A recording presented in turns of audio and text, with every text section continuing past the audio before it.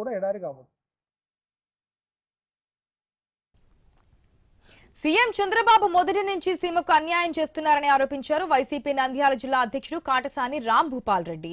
సీమ ప్రాంత అభివృద్ధికి వైఎస్ జగన్ రాయలసీమ ఎత్తిపోతల పథకాన్ని తీసుకొస్తే దాన్ని చంద్రబాబు అడ్డుకొని పనులు ఆపేశారని ఆరోపించారు. సీమ కోసం చంద్రబాబు ఒక్క ప్రాజెక్ట్ తీసుకురాలేదన్నారు కాటసాని.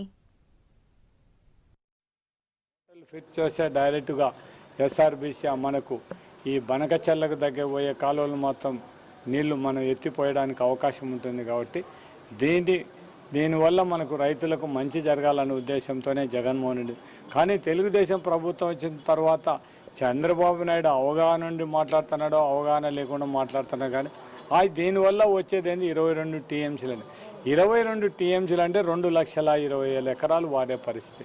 అంటే ఒక రాయలసీమ ప్రాంతం ఇవంతా కూడా 2,00,000 ఎకరాలు పడితే ఏమన్నా అంత ఈజీగా ఏ విధంగా మాట్లాడతారనేది కూడా తెలుగుదేశం నాయకులు ఆలోచించాల్సిన అవసరం ఉంది.